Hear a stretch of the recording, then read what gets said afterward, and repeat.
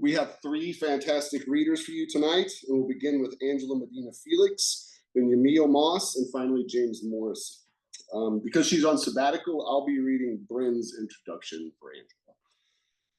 And I will not be doing voices. And Benita will introduce Mealy, and then I'll say a few words about James before he closes out the night for us. Are there any announcements, rants, raves, announcements for the good of the group? If people want to share more specific info about events? Okay. Okay. I first met Angie in the spring of 2020 when she was a student in my class of the form and theory of poetry. Although Angie entered the MFA program as a creative nonfiction writer, I secretly hoped she might convert and join our misfit crew of poets. This feels so weird saying not true. The emotional force and authenticity of Angie's voice was irresistible, and her ability to draw from the depths of her experiences as a mother, daughter, survivor, student, and teacher reminded me of poets who moved between genres. Adrienne Rich, Paisley Rechtel, Maggie Nelson, in order to tell the hardest truths about their lives. Little did we know that in the early spring of 2020, how much things would change for all of us and Angie too. After taking some time away from the program, she returned to work hard to complete her coursework and her thesis over the past year. And it's been an honor to accompany her as her thesis chair and her advisor along the way. Through a series of interleaved essays, Angie's thesis explores the chaotic, terrifying, and redemptive experiences of being a working mother who is breaking generational patterns and building a home and life rooted in safety and love. Her prose, both tender and edgy, sparkles with wit and hard-won insights. Don't get me wrong, the narrator says in the opening essay, a fast-paced piece describing a day in the life of a mom with small children who is also attending college. I live to learn, but sometimes things blur. The family, food and science and social science buildings, the room numbers, the faces and names, classmates and professors. My schedule is secured in the transparent sheath of my binder, black with tethered edges and an astronaut sticker slapped on the bottom right corner. I love class. The jokes aren't half bad, and the intellectual conversation is communion for my brain. Don't get me wrong, it's not that I don't want college friends. I just don't have time for them. As the manuscript unfolds, we're led into darker territory as the work unflinchingly and breathlessly confronts some of the most painful forces that can upend a marriage and a life. Through each moment, we're accompanied by Angie's ability to evoke what John Hales called the routine and routinely challenging dailiness of parenting, while interspersing flashbacks to childhood that illuminate the present and shape the future. Ultimately, at the center of this manuscript is love, and wondering if it's enough, and learning to trust and follow that wonder as time passes and life renews itself with the simple touching of grass. Please join me in welcoming Angela Medina-Felix. Before I get started, I would like to take a moment to say my thank yous. I'd like to, first of all, thank my parents, my mother, Lucia, and my father, Johnny. Without them, I would not be who I am today. I'd like to take a moment to thank all my friends who made the time to be here tonight. I appreciate you guys, and I love you so dearly.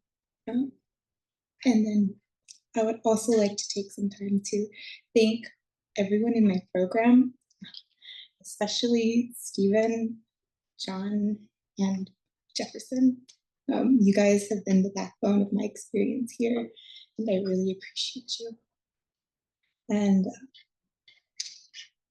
I would love to say thank you to my dear children. They're the driving force behind me, and they're the reason why I refuse to settle for anything in my life. And lastly, I would like to thank myself. I'm going to be reading 3 vignettes for you guys. I hope you enjoy. The first one is titled Period. The ringing of my phone jolts me awake in the pitch black of my room. Hello? Hi, Mom. Hi, baby. How are you? It's my second night in Zambia and I'm still jet lagged. It's 3 a.m. here, but she's 9 hours behind. For her, it's only 6:30 in the afternoon. I'm okay. I started my period. My mouth, the kitchen in which I serve my children wisdom, is dry. With her words, every dish has fallen, and choking, I try to swallow the shattered glass. Oh my goodness. How are you feeling? My legs hurt. She's 9.5. The guilt of being on the other side of the world when she needs me most conspires with the fear of what this all means. Mom? Yes, baby. I was wondering, do I put a pad inside my diaper? She still wets the bed.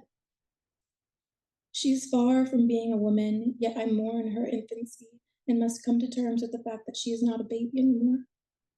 In this moment, I am confronted with the fear that the ways in which I have been harmed for the sake of being a woman will someday befall her. For although I know womanhood is not learning to fear what men are capable of doing firsthand, I cannot shake the dysphoria. You see, she's the daughter of a young mother who is the daughter of a young mother. I was 20 when I had her, my mother 17 when she had me, just babies having babies. Yet before I was ever a mother to another, unbeknownst to me, was that part of womanhood is learning I've always been training to be a mother to myself. I'm still learning, birthing new versions, cradling myself through the growing pains. As we hold each other in the lulls of silence on the phone, I wish I could say, I'm sorry you have to bear the burden of being the vessel in which I'm learning to love myself through. Instead, I say, I love you. Mom? Yes, baby. Can I still have a period party? The fear subsides and I'm brought back to reality. She proceeds to tell me about the popcorn she wants with tahini, Takis, and hot Cheetos, Kool-Aid, and Dracula slime. She asks if she can get little red throw blankets for her and her friends to cuddle up on the couch and with as we watch Turning Red on the TV. Of course, baby. I exhale with relief. I'm gonna make it the party of her dreams. We're getting red balloons and throw pillows too, and a banner that says welcome to girlhood, because that's just how we do. Period.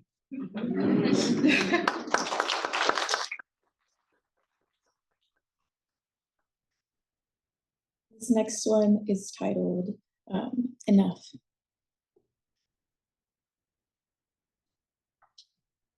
After folklorical practice, we meet up at the Blue Park and back our mid-sized SUVs. As he pops his trunk and makes space, I grab the Christmas blankets from mine, and together we scooch in and recline side by side, as if at the drive-in, but the show is our children, a matching set of girls, age 9 and 10, and boys, age 7 and 8, the 4 of them playing in the dimming juice of autumn sun. In intervals, they run to us, puddling over our knees, back facing with arms stretched out behind them, towards us, waiting patiently for me to tap one of their hands, indicating secretly that they are it. No peeking, I giggle, tap, and whisper, go. They sprint in 4 directions, beams of laughter, and crunching leaves. He sneaks his hand beneath the blanket, intertwining his fingers in mine, and brushes his thumb across the top of my hand. It's the kind of evening that is so soothing for the nervous system that you know you are destined to forget it, where nothing extraordinary happens outside of one's own realization of bliss and gratitude. He looks to me and says, I love you. What is a moment shared between lovers? The qualifier of a moment. It knows no bounds. We're here. The possibilities are endless, etching into my memory a lifetime. My skepticism and hope are not mutually exclusive, for here I am, heart open to the possibilities. There have been plenty of moments where I've stood in the ring with another and have had to step away, and others have left me there as well. I do not bear anyone ill will, but I think I've come to understand how to enjoy life more presently.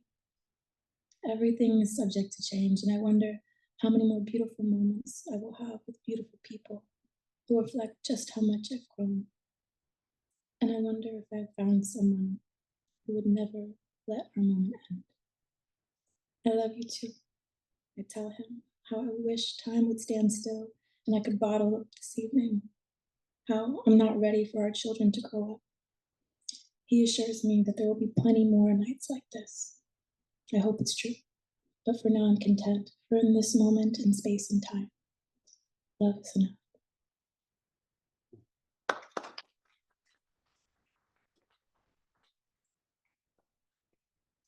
Thank you. And this last piece is titled "To Touch Some Grass." As I wash dishes, my Levi is sitting at our round dining table, back facing the window, pencil in one hand, chin in the other, and sighing as he looks down at the pages. Hey, Papa, I think you might be making this harder on yourself than it needs to be. Gently, I explain. It only says to practice your spelling words today. You don't have to do a practice spelling test every day, only on Thursdays, you see. The plates and cups clink and the steady stream splashes as water gushes bubbles that fizz and blood. That's not how I do it. His voice catches as he squeezes out the words. Face flushed and wet. Hands in the soap stop stirring. Come here. I meet him halfway, kneel down, and shield his head in my palms, pressing first my lips to his forehead, then my forehead to his. Wiping his tears with my thumbs, I whisper, "What's wrong? What if I get a bad grade? Then I won't get into a good college." He's only in second grade. And I will still love you. I breathe softly while pulling him closer. If you ask my daughter, I was a straight A student, but for my son, I share the truth. I assure him that I have had my fair share of bad grades in the past and that I was still able to go to a good college. We're done for today, Papa. Go outside and play with your sister. I wipe his eyes and he nods in agreement. As he scurries out the door, I holler, "Touch some grass," with a chuckle, and I return to the sink and ponder the source of pressure. As he steps outside, his sister sizes him up in front of our neighborhood kids and laughs. "You have an anxiety attack?" Inside the house, he runs, first slamming the front door and then the door to his room. The sobs flood the hallway and fill our home. I give him a few moments to himself before knocking on the door with a glass of water. "Drink, Papa. It'll help you breathe." He chokes. I pick him up and take him to the bathroom. I tell him to shower, or a bath will help him feel better. I give him a few moments to himself before knocking on the door with a glass of water. "Drink, Papa. It will help you breathe." He chokes. I pick him up and take him to the bathroom. I tell him a shower or a bath will help him feel better. As soon as his feet touch the floor, he runs back to his room and cries even louder. We're going on 30 minutes now, and I don't know how he has any tears left. Once more, I pick him up, and as I march us down the hall towards the bathroom, I sternly explain, "You are allowed to have big feelings, but it is my job to help you learn how to regulate them." I plop him down, start the water, and help him take off his shirt. "You are taking a shower." I turn around, assure him I'm not looking, as he finishes undressing and reluctantly hops in, still wailing at full volume. I sink to the floor, puddled with dirty clothes, and rest my head on the cabinet. Every few minutes, the octaves of his cries soften, until all that remains is the hush, gently drumming on his skin. "Mommy," he perks. Relief washes over me, and I respond, "Yes, my love." "Why did you yell at me?" He doesn't understand. I wasn't trying to yell at you, Papa. I was using a strong voice so you could hear me and understand what we were doing. Are you feeling better? He pauses. A little. I go to grab his pajamas, and as I return, he is out, towel wrapped and hair fluffed. I tell him, it's important that we feel our feelings, but we can't stay stuck there, Papa. Otherwise, our sadness can start to make us feel sick. We need to be extra kind to ourselves when we aren't feeling good. Confused, he asks, how can we get sick? I explain, if we stay stuck in our sadness, we can cry so hard it hurts our head, and sometimes people even throw up because they're so sad. That's why we should do something to help us feel better. We have to learn to be a good friend to ourselves. I pull his fleece sonic jammies over his head and rub his towel on his hair once more for good measure. Mommy? He inquires once more. Yes, my love. Gathers his words. Has anyone ever died from their sadness? I don't remember why. But at 17 years old, I took it upon myself to swallow an entire bottle of antidepressants. I only remember the faint satisfaction I felt as I dropped the empty orange bottle at my mother's feet.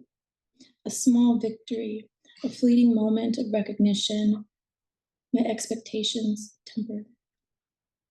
As if to tell her, there's a weight I cannot carry anymore. Do with it what you will. Best believe she snatched me by my hair, dragged my smug ass over the toilet, and yelled in my ear, stick your fingers down your throat. As I dug and dug in the back of my mouth, not enough came up. She picked me up, pushed me in the car, and drove me to the ER. I don't remember how many times I apologized on that drive. One of the most beautiful things about Fresno County is when you live on the outskirts. All you can see for miles are the orchards in bloom. At the ER, they're always impacted. So on a gurney in a hallway, they gave me charcoal to drink. Disgusting. I couldn't keep it down and kept vomiting until I eventually started to seize. All while my mom holding me with her wet eyes that longed to whisper, please don't be mad at me. I'm loving us the best I can. For every inadequacy of mine that I attributed to her, I failed to see she was just doing her best as a mother while also quietly tending to her own sadness. I'm sure I would not be here if not for her unyielding strength. Yes, Papa, people have. Never really wanted to die. I think I just needed someone to gently, patiently show me that just maybe I was making things harder for myself than they needed to be. Someone to pour me a glass of water, draw me a bath, and help me to touch some grass. Thank you.